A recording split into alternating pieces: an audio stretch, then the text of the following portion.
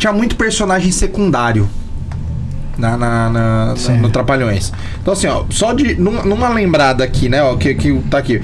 Pincel, Ferrugem, Macalé era foda, né? Era muito bom. Tinha o Alemão, Gigante, Lafon, Conrado, Sorvetão.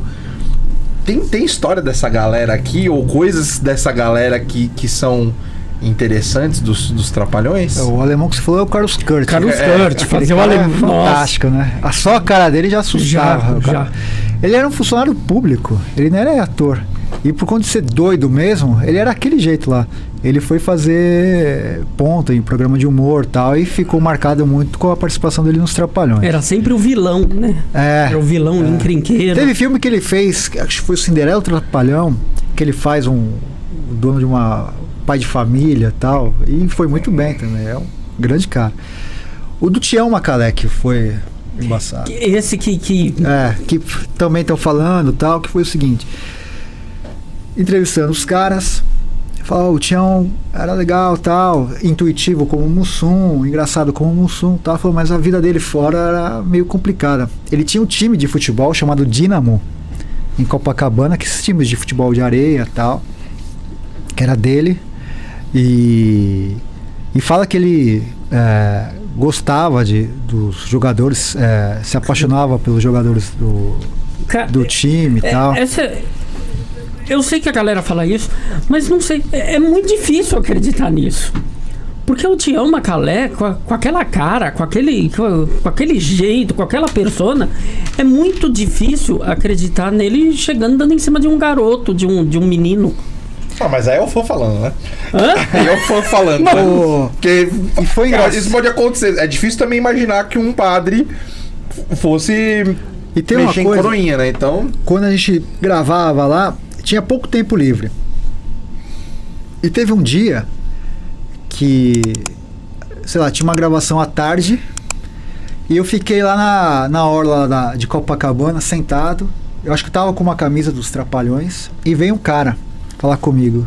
Falei, você é dos Trapalhões? Eu falei, pô, eu tô fazendo um filme sobre os Trapalhões e tal. Ele falou, eu joguei no Dínamo. No time o Macalé treinava. Eu não sei se era exatamente ali, porque ali eles dividem, como que é? Não era barraca, como que eles falam? Ponto, né? Posto. Posto 1, 2, 3. E eu falei, pô, que legal, tal, né? Como que era? E daí tava conversando e tal. E eu falei pra ele, é verdade que tinha isso? Ele falou, você acha que os caras vão falar? Tinha, mas você não vai conseguir entrevistar um. Porque é difícil, e realmente é difícil. Alguém chegar e falar, aconteceu isso, aquilo. Tem muita gente que...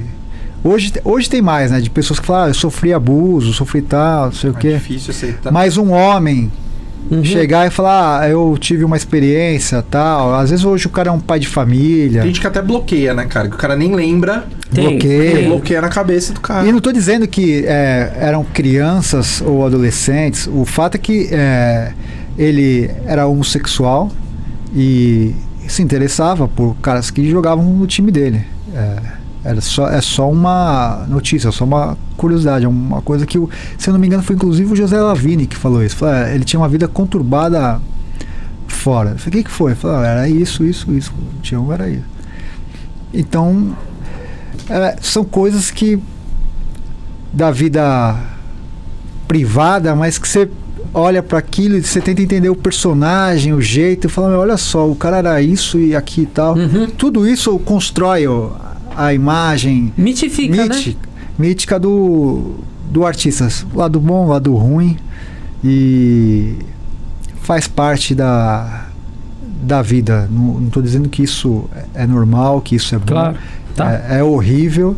Se for de fato, a gente não tem essa comprovação tipo, de idade, qual que era o time e tal, nem fui atrás disso, que eu acho que é pouco importante. Melhor nem mexer nesse vestido. Mas tinha essas histórias, esses boatos em relação ao Tião. Spack, eu queria falar um pouco, porque no documentário você não fica só falando dos 4 principais. Você fala dos secundários também. E os Trapalhões foi um programa que se caracterizou também pelos personagens secundários que eram incríveis, né? Então tem tinha o Macalé, que tinha o problema tinha a questão do time de futebol, né? Que ele usava para... O Dínamo.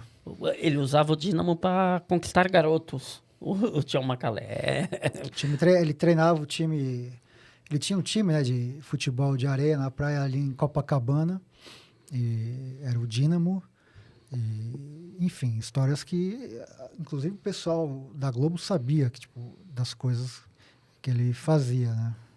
Outros tempos, né? Quem contou, quem assim, falou disso, assim, foi o José Alvarenga, não, foi o José Lavini, que dirigiu, tipo, foi um dos últimos diretores dos Trapalhões, e contou, falou, o Tião fazia isso. Era uma doideira. Mas quem surgiu nos Trapalhões também foi a Vera Verão, né?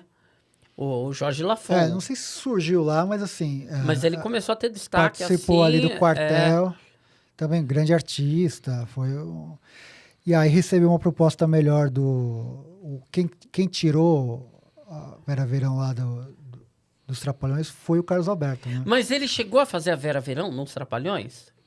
Não era Vera Verão, né? Ele era o soldado. É que eu falo Vera Verão porque é o nome artístico. Porque né? acabou... Se a gente fala de Jorge Lafon, muita gente não sabe quem é. É aquele caso do personagem que acabou tomando o artista. Né? Mas assim, sempre foi grande artista. Desde aquela época do quartel lá dos Trapalhões, chamava muita atenção pela graça, pela imagem, por uma série de coisas. O Carlos Alberto viu que estava sendo subaproveitado. E aí chamou pro SBT e foi aquele estouro com a Vera Verão. Não é? Ele já entrou na praça fazendo a Vera Verão? Ele já, acho que sim. Ele já veio para fazer personagem? Ele não veio para fazer figuração? Veio já como estrela. Já veio como estrela. Eu tenho uma memória que eu sempre ficava assistindo para esperar outros programas que iam vir depois, ou filme, ou algo do gênero. E eu tenho a memória da Vera Verão ser, tipo, o último personagem, né? Porque teve na época da Vera Verão no auge, era o grande personagem da praça, era a Vera Verão. As pessoas assistiam a praça pra ver a Vera Verão. Lançou uma autobiografia, eu li essa autobiografia, pouco fala dos Trapalhões. Quando eu terminei de ler, eu falei, acho que ela teve alguma coisa ali, tipo, de mágoa, né? Porque foi muito importante os Trapalhões na vida dela. E, infelizmente, eu não pude entrevistar para saber o que aconteceu, mas pelo livro, eu senti que, sei lá, tinha 1 ou 2 páginas só sobre os Trapalhões.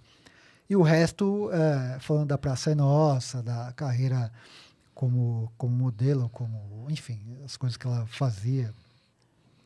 E não sei se teve algum litígio, assim, né? O que eu sei é que o Carlos Alberto enxergou um talento ali, quis contratar e levou pro SBT e foi um estouro, né? Outro personagem que também ganhou muita popularidade foi o Sargento Pincel. Sim. E eu já ouvi você falando que ele era um puxa-saco. É isso mesmo? Assim, ele também é uma figura histórica da televisão, né? No dia que a TV Tupi fechou, ele tava lá, tipo, ficou um monte de artista no palco lá, cantaram o hino nacional, o hino da televisão, enfim. E ele aparece lá com o microfone e tal, todo chateado com o fechamento da TV Tupi. Aí ele faz os trabalhos dele e uma hora encontra os Trapalhões e vira o que virou, né? Tem aquela disputa para saber quem que era o grande vilão dos Trapalhões. Você vê que engraçado que na época áurea dos Trapalhões no cinema, ele nunca foi chamado para filme nenhum. Ele não tá Não tem nenhum filme dele. Caramba, né? É um desperdício, né, velho? Mas aí era um personagem excelente. Não, excelente. Excelente. Mas, ao mesmo tempo, tinha o Carlos Kurt, por exemplo, que era o alemãozão do olho estalado lá. Que fez vilão, fez até mocinho, né? No Cinderela Trapalhões, ele faz lá aquela família que é